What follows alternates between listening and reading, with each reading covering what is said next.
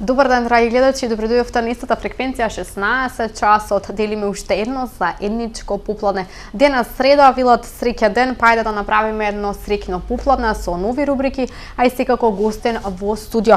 Денес исто така ќе дознаете нешто повеќе кои се симптомите кои што се поврзани со тироидната жлезда и како да се справите со сето тоа. Потоа имаме совети при воспитување на вашето малечко. Знаеме дека децата се се на светот, но добро би ни дошло и некој стручен совет од психолог, па затоа во продолжение ќе слушнете и неколку корисни совети во врска со воспитувањето на вашето малечко. И последната рубрика ја знаете, убавините на Македонија, под наслов ќе уживаме во мудрости и спокојството на селото Галичник. Но за тоа, како што знаете, малку подоцна денес во студиото на телевизија Ирис расположени и насмејани токму одбравме позитивна тема, тема која што ќе допре до вас пред се. Во студио магистар Татјана Кокотова, училишен психолог во гимназијата Славчо Стојменски Штип. Добар ден и добре дојде. Добар ден и добро ве најдов во студиото на телевизија Ирис. Како сте? Одлично, драго ми е, иако надвор времето е малку тмурно, меѓутоа не си дозволуваме, нели, временските прилики да делуваат на нашето расположение и на нашата позитивна мисла. Сепак треба со така позитивна мисла да бидеме и да го започнеме овој позитивен разговор. Како што испомнав, одбравме тема која што ќе допре до нашиве гледачи. Станува збор за емоциите и нивно проживување и изразување. Па што всушност представуваат емоциите? Оно што прво сега ми дојде на ум како асоциација, неодамна ми дојде во рака повторно книгата Малиот принц од Антуан де Сент-Екзюпери, каде што има една мисла која што вели срцето најдобро гледа, суштинското е она невидливото. Токму ние некако емоциите секојаш ги поврзуваме со нашето срце, затоа што тоа е извор на она безусловна и бесконечна љубов како највозвишена емоција, меѓутоа не е нели така, срцето не е центарот на нашите емоции, туку има нешто друго. Емоциите, она школски во психологијата, се всушност делот огромниот психички живот на човекот, односно психичка појава, односно психички процес, кој што го покажува нашето реагирање на надворешните фактори. Значи, како реагираме на надворешни ситуации во надворешната околина, но и како ние реагираме или се однесуваме кон самите себе си. Така, постојат два вида на емоции кои што се разликуваат кај луѓето, кои се тие и да ја објаснеме на гледачите. Постојат повеќе видови на емоции, односно она така наративно кажано емоции кои што се вродени, кои што се исконски, кои што ја имаат улогата да го заштитат организмот или во преживувањето, кои што постојат и кај животните, односно емоциите постојат и кај животните и кај луѓето, а чувствата се оние емоции кои што постојат само кај луѓето и тоа ја определува човечката природа од незината биолошка и социјална, од социјален аспект и нејзината самоактивност. Значи, ако веќе така гледаме, значи емоциите можат да бидат биолошки и социјални. Биолошки се оние кои што, како што се страв, гнев, радост и тага, тоа се оние изворните кои што ги наследуваме, а оние кои што се ги стекнува човекот во текот на животот се социјалните чувства или емоции и тие се учат во текот на животот и тоа се интелектуалните емоции, естетските емоции, потоа чувството за уметничко дело некое, тоа се стекнати емоции кои што ги стекнува човекот во текот на животот, односно ги учи. Така, велиме дека емоциите се оние кои што треба да се проживуваат и да се изразуваат, па како тие треба да се изразуваат и например да дадеме пример како родителот треба да се однесува со своето дете, како родителот треба да му ги покаже своите емоции утре во иднина и тоа да знае како да ги изразува, бидејќи како што се вели дека родителот е пример за детето, значи како што се однесува родителот спрема детето, тоа секако ги стекнува тие навики и ги применува во неговото однесување. Така, значи малку ќе се надоврзам на ова прашање за да некако укажеме и на родителите и на гледачите и на сите што ја следат оваа емисија и кои што се заинтересирани за оваа тема, пред се за тоа како да им се покаже вистинскиот пат и како да ги поттикнеме децата за напредок, да кажеме дека постои нешто што се нарекува емоционална интелигенција. Релативно доцна, односно во 90-тите години од минатиот век, овој термин се покажал, овој термин е истакнат како таков, како способност, благодарение на Даниел Големан, амерички психолог, кој што докторирал во областа на клиничката психологија и развојната психологија, и тој долго време се занимавал со овие истражувања и овој проблем. Што всушност е тоа? И зошто толку доцна настанал овој термин како емоционална интелигенција и што сакаме да кажеме со тоа?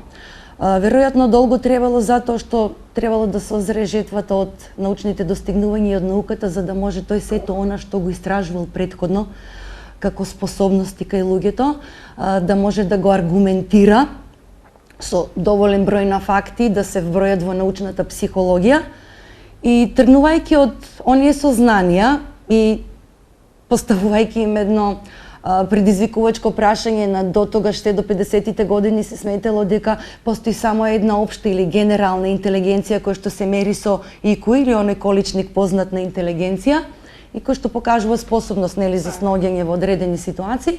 Меѓутоа, истражувањата покажале и студиите дека луѓе кои што имаат многу повисок количник на интелигенција обично во животот знаат да потврлат во многу области, отколку некој што има просечен количник на интелигенција, а се справува со сите предизвици животни и постигнува големи успеси. Во таа насока, нели, кои се тие чинители кои што му овозможуваат на човекот да го постигне тоа и да им едноставно и ние на нашите деца им покажеме и да ги поттикнеме нашите деца, значи како може да дојдат до промени, како може да си помогнат и да бидат поуспешни во животот. Тоа овде всушност се крие она емоционална способноста како емоционална интелигенција која што подразбира самоконтрола, борбеност и истрајност, но и сама мотивација да се постигне она што сме го зацртале и за она што сакаме да го постигнеме во животот. Така што ова е вештина, ова способност се учи преку вештини. И тоа е она што е интересно да знаеме дека емоционалната интелигенција не е дадена, не е наследена, туку таа се учи и на децата да им покажеме дека да им помогнеме на тој начин што можеби она што не го извлекле како генетска лотарија, можат како интелектуален потенцијал самите да го постигнат и да го направат во животот. И да бидеме искрени. Во таа смисла, да се надоврзам на прашањето, она што ние треба да го кажуваме, да го правиме, да го експонираме како еден модел на идентификација и како родители пред се, и како педагози, психолози и сите оние кои што имаме допирни точки со младите луѓе, а сите ние сме нели и родители, едноставно да бидеме срдечни, да бидеме добронамерни, да го оставиме детето да се изразува во секоја смисла, да ги изразува и своите емоции, затоа што емоциите секогаш праќаат одредена порака. Да не ги потиснуваат, затоа што од друга страна потиснувањето на било каква емоција, посебно онаа која што ние сметаме дека се негативни, нели? Верувам дека ќе проговориме и за тоа. Понатаму вродуваат со големи психосоматски и друг вид на болести, емотивни болести, како што се различни пореметувања во емотивниот живот на човекот, пореметување во релациите со останатите и така натаму. Значи, да оставиме да се развиваат така како што се, а ние да им бидеме модератори и поттикнувачи и да ги насочуваме за она што значи стекнати искуства, она што е добро, што е лошо, кои се морални чувства, да им го развиваме чувството на љубопитност, чувството на самодоверба, на самопотврдување, на самопочитување, кои што се комплементарни, но сепак се различни и да ги оставиме да се развиваат такви како што се, да не ги критикуваме, да ги научиме дека и тие треба на себе да си кажуваат пофални зборови и да ги воспитуваме со афирмативни зборови. Некако нашите пораки од минатото се секогаш со негативна конотација. Не ова, не тоа не чини, немој вака да правиш, не трчај, ќе паднеш, ќе се изгориш, не фаќај таму, не фаќај ваму. Значи тоа се некои негативни пораки кои што останале во нашата меморија, затоа што сите ние носиме во себе одредени баби и дедовци во нашата генетика, и тие програми многу тешко се менат во текот на животот. Сите наши клетки имаат меморија, посебно мозокот, и тој се програмира.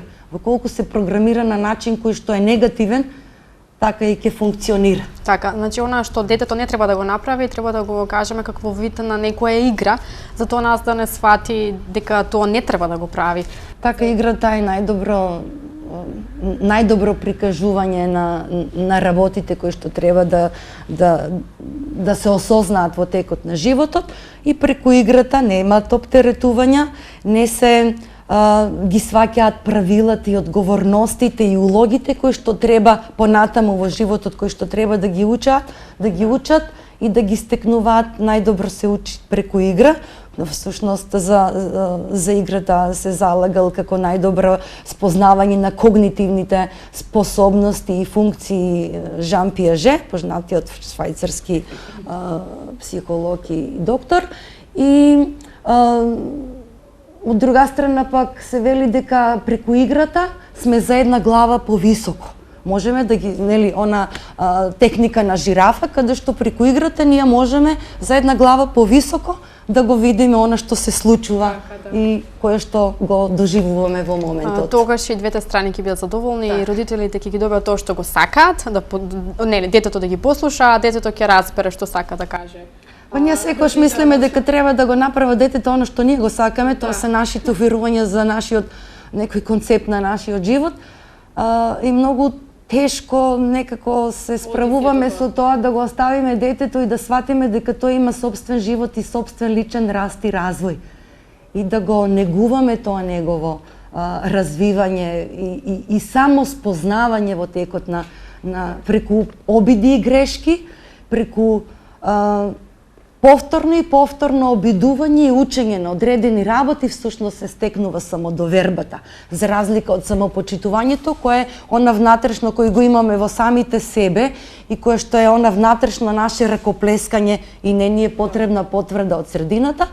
Самодовербата е нешто што се учи преку стекнување на вештини, знаење и умења и развивање на љубопитноста, за да се истрае во она што неколку пати можеби сме го сгрешиле. Затоа е потребна она поттикнувањето, сила во вербата да се успее во нешто, во нашата замисла, во нашата цел, во нашето идеално замислено. Во таа смисла и емоциите се клучен елемент во остварувањето на нашите замисли, цели, желби, идеали и така натаму. Мотивите се двигатели, но емоциите се битен фактор или клучен елемент како пропретно во сето тоа. Така, како да се избореме ние со негативните емоции? Некогаш се повеќе се случува така. Што треба да направиме? Како да се контролираме? Како да ги избегнеме тие негативни емоции? Сепак не можеме, но негативни емоции и позитивни емоции за мене не е нешто што треба да има таква поделба. Секоја емоција е добра. Секоја емоција која што ја доживува човекот има одредена порака. Има емоции кои што имаат ниски вибрации, односно емоции предизвикани од негативните наши мисли, кои што во најголем број се такви, затоа што нашиот мозок, пак ќе кажам, од нашите уверувања, најголем број од мислите што ги, а ние мислиме во слики, и тоа се прави една ментална конструкција и предизвикуваат негативни емоции, односно емоции со ниски вибрации. Ние сме вибрацијски суштества. Енергијата ја следи мислата и тоа се емоции со ниски вибрации кои што ни прават вознемиреност, не некако изфрлаат од колосекот, тие од своја страна пак влијаат на нашата концентрација, на она што треба да го направиме, доведуваат до расејаност, до вознемиреност, и тоа се страв, гнев, немоќ дека нешто треба да се направи, чувство за вина дека нешто сме погрешиле. И сите тие се ниски вибрации кои што на човекот му овозможуваат да не биде оптимално функционален во она што сака да го направи. За разлика од нив, чувствата кои што имаат високи вибрации, тоа се среќа, љубов, радост, возвишеност, оптимизам, тоа се сите емоции кои што ние треба да ги негуваме и кои што доаѓаат од позитивните мисли.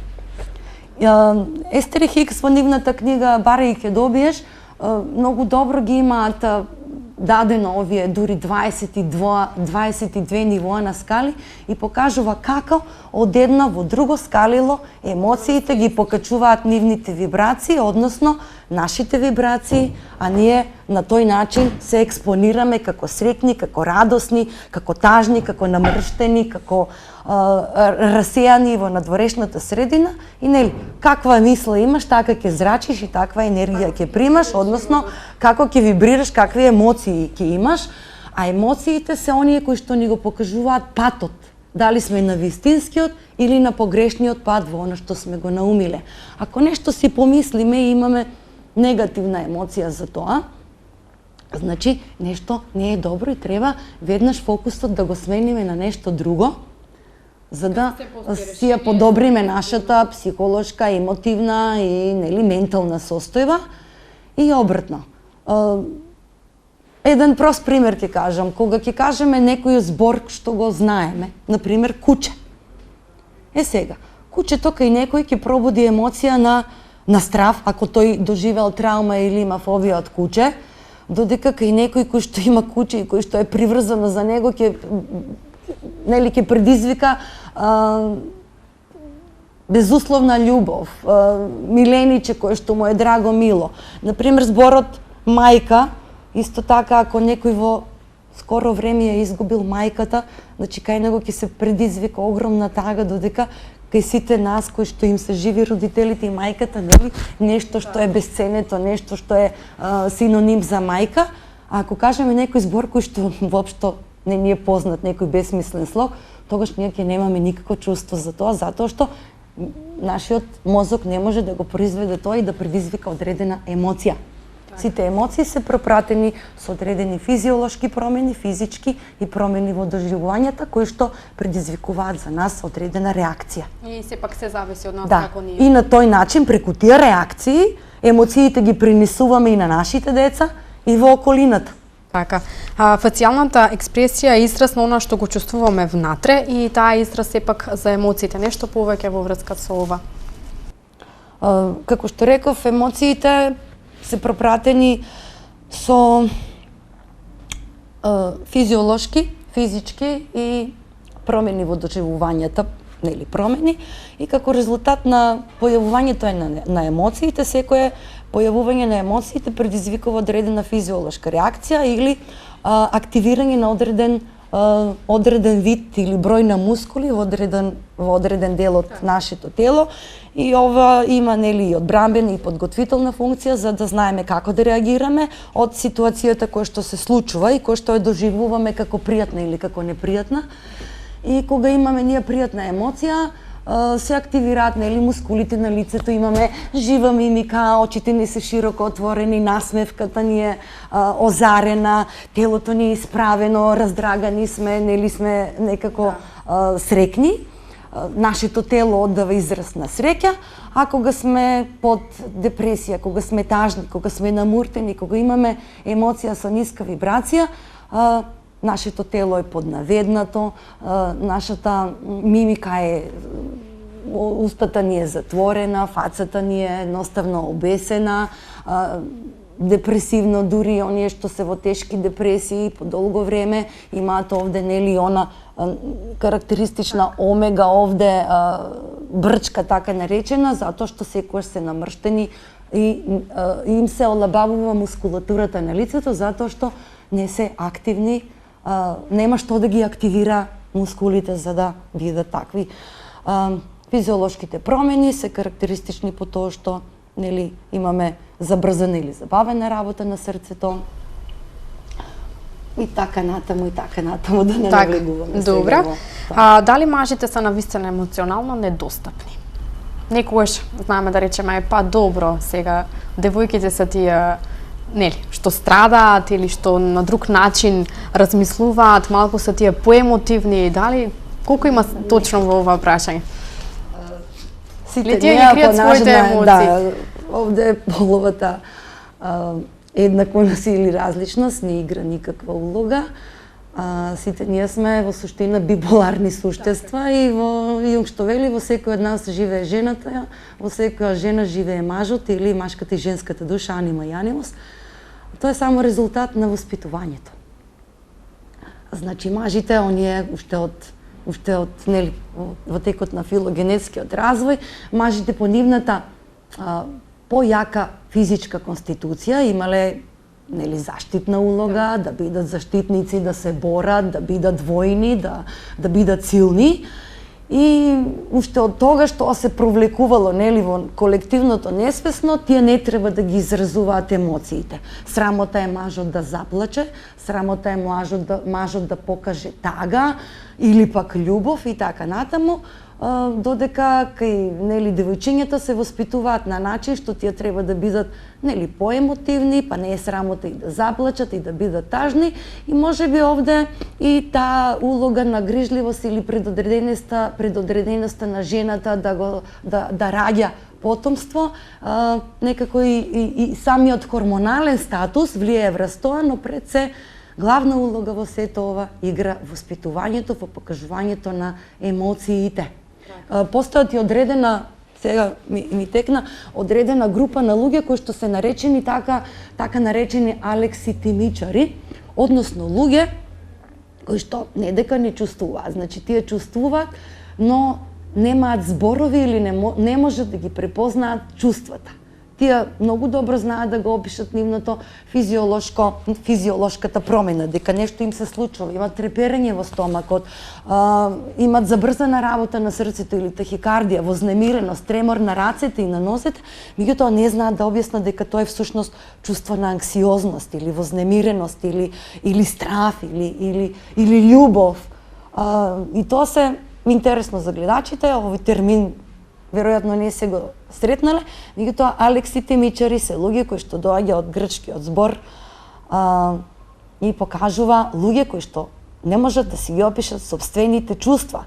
И тие луѓе не можат да градат позитивни и квалитетни релации со другите, затоа што кога не можеш да ги препознаеш сопствените чувства и емоции, не можеш тоа да го видиш ниту кај другиот. Дали тоа со текот на време може да се промени? Не може да се промени, тоа е едноставно промена во амигдалата, која што е магацинот на емоционалната интелигенција и која што е сместена во церебралното стебло, навлегува во лимбичниот систем, кој што со кортексот се едни од најстарите филогенетски гледани структури на мозокот и тие ја играат главната улога. Амигдалата, тоа е жлезда во форма на бадем, која што е магацин на сите емоции и на емоционалната интелигенција. Сега ми текна дека сепак постојат некои луѓе кон одредени ситуации може да се однесуваат рамдонушно, да бидат по-нечувствителни, да ја прифатат ситуацијата таква каква што е, а од друга страна пак има некои луѓе кои што навистина се премногу емотивни и секој настан влие кај нив многу поемотивно, доаѓаат например до солза. Како се тоа, дали треба например во некои ситуации навистина да бидеш таков силен, да знаеш како да се соочиш или да ги потиснуваш твоите чувства и емоции? Тоа е сепак работа на личен раст и развој. Значи, работа на самоконтрола и на спознавање на собствените чувства, за да знаеш каква експресија да дадеш и како да ги насочиш, без при тоа да се нема последици ниту за себе, ниту за оние што се во вашата околина. Нели, да не се реагира по принципот на бори се или бегај, или да не биде начинот на комуникација тупаница, кога нели ќе почувствуваме гнес или бес, и многу е многу е човечки. И многу е, Аристотел што рекол, многу е природно човекот да биде лут, да почувствува лутина. Но на вистинското или доблеста на човекот е да знае да се налути во вистинско време, на вистински начин и да знае тао да го искаже, односно да го исконтролира и да реагира на вистински начин, за да при тоа го сачуваме она што е нашата личност, доблеста наша како човек. Значи, најдобро е да знаеме да имаме само контрола на чувствата, да бидеме свесни за истите, да ги препознаваме и да знаеме да ги насочуваме на правилен начин. Едно од тоа е, да речеме, за да се заштитиме избегнување на непријатни луѓе и на немили настани кои што едноставно нам ни предизвикуваат произведување на чувства со негативни емоции или едноставно не ни се пријатни нам. Потоа, да го сватиме тоа, да го гледаме од она поширока слика, дека да го сватиме малку и да го завртиме малку од другата страна, од аспект на хумор, на смеја, да сватиме дека не е се така црно. Да работиме на автоген тренинг, да си изнајдеме себе својствен начин како да ги надминеме тие чувства кои што се непријатни и кои што во колку траа долго време навистина ќе имат репрекусија негативна по нашето психосоматско здравје и се повеќе се актуелни тие техники на дишење, на јога, за да знаеме да го смиреме нашиот физиолошки нашата физиолошка реакција како резултат на предизвикување на бурна и на силна емоција. Тоа е техника, вештина која што се вежба и емоционална интелигенција. Така, кои се ризик фактори кај емоционално дисконектираните лица? Како во која смисла? Дисконектирани во смисла на асоцијални? Да. Кои може да бидат? Не може да се вклопат. Значи, ако зборуваме, патологијата е нешто друго, кое што, тоа е сфера на интерес на други инстанции, има институции за тоа, меѓутоа, во најблага форма можеме да кажеме дека во текот на собствениот раст и развој од децата, посебно во турбулентно или адолесцентен период, кога имаат неиздиференцирани чувства и емоции, кога и тие самите не може да ги препознаат, кога се во потрага по нивниот идентитет, потрага по нивната самодоверба и се тоа што значи справување со и патот на светот кон возрастните, хормоналниот статус, бомбардирањето од различни информации, позитивни и негативни, очекувањата од родителите, од средината, од училиштето, сето тоа може да предизвика доаѓање до одредени кризи и секоја криза има два исхода, или ќе се оди напред, или ќе се отиде во едно регресивно однесување, каде што на сцена стапуваат одбранбените механизми. Значи, тоа се карактеристични, пак ќе кажам, на луѓе кои што не може да си ги препознаат собствените чувства, не може да се справат со нив и кога сето тоа е присутно и карактеристично, тие може да бидат и асоцијални, се повлекуваат, се изолираат, ја губат самодовербата, го губат самопочитувањето, оној внатрешен, не можат да се самопотврдат или едноставно, на друг начин кажано, гледане по мотивацијската скала на хиерархија, не се самопотврдени. И на тој начин одбранбените механизми или нашиот имунолошки систем, кој што ние сме предодредени да се бориме со стресогените фактори, меѓутоа не може, значи немаме доволно време да се прилагодиме на тие брзи промени и стресогени фактори за да можеме на правилен начин да одговориме и тогаш стануваме дисконектирани и се одвојуваме од средината и имаме може да дојде до пореметување и во функцијата на јадењето и во релациите со другите луѓе, во изолација, депресивни појави симптоми и така натаму. Така. Како да се почитуваме себе си? Како да престанеме да мислиме на тоа што другите би рекле за нас, што другите мислат за нас, затоа што денес се почесто мислиме што друг ќе каже за нас? Како да знаеме тоа да го избегнеме? Тоа е нешто што е неминовно. И ќе остане. Сите ние во одреден период од животот, сега гледајќи од оваа дистанца, има периоди од животот кога многу ни е битно пофалбата на некој друг или што некој ќе мисли за нас. И не можеме да бидеме сосема изолирани од тоа. Посебно кај луѓе кои што се во постојана комуникација со другите, мора да сватат дека критиката или злонамерната критика или она што некоја емоција сака да се упати кон него, кој што не му е пријатна, не треба секогаш да се свати здраво за готова, туку пак ќе кажам, со вежбање на сите вештини кои што значат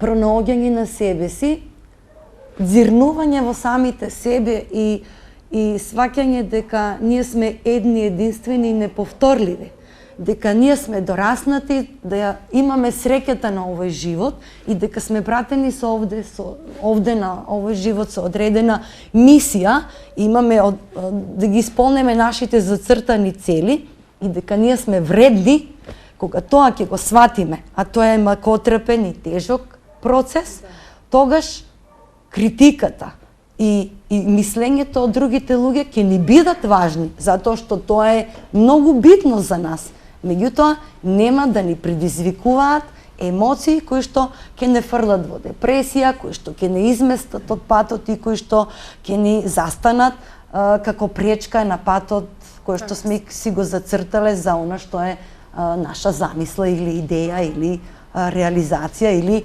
ќе ни омаловажат нашата способност кон тоа. Значи сепак се зависи од самите нас. Се зависи од самите нас. Знаете, работите се такви како што ние ги гледаме. Какви пораки ќе му дадеме ние самите на нашиот мозок, на нашето тело, на нашите клетки, така тие ќе реагираат, затоа што се повеќе се оди кон тоа да се смириме самите себе со медитација, со автосугестија, со сугестија, со работа, со излегување во природа, и тоа не мора да биде нешто кој знае што. Значи доволно е само да ја негуваме нашата љубопитност и да се обидуваме да бидеме смирени, да го имаме нашиот душевен мир, тогаш ние ќе знаеме подобро да се справуваме со стресните ситуации и со она што значат животни предизвици, а никој не рекол дека животот е лесен. Но да го направиш полесен, тоа е веќе нешто друго. Што треба да поработиме многу на тоа. Ние пред малку ги спомнавме основните релациони теми за емоциите, спомнавме гнев, анксиозност, љубов, љубоморак. Како, например, ние да знаеме сето тоа да го контролираме, нешто повеќе за тоа, да знаеме да шириме љубов, да знаеме да бидеме позитивни, да ја надминеме таа љубомора. Како со сето тоа да се справиме? За да ги изразиме на еден едноставен и полесен начин. Нели, из целиот овој наш разговор, пораката која што можеби е невидлива или видлива е во смисла на тоа дека да се свртиме пак кон самите себе си. Многу е чудно, но нели, да се пофалиме. За сето она што ќе го направиме, да се пофалиме, да си ја негуваме љубовта во себе, да сватим да бидеме радосни, да праќаме таква порака на сите, да ја негуваме добрината. Алтруизмот е нешто што е една емпатиското размислување, да ги препознаеме емоциите кај другите. Знаете, сите имаат одредена причина зашто реагираат на ваков или на онаков начин. И не секој е во состојба, едноставно не секој знае да го прими она што ќе сакаме да му го кажеме како порака. Тој така научил. Од неговите предци, од родителите, имал такво обкружување, таква средина, бил задоен со такви ставови, со такви размислувања. така знае тој да реагира, например.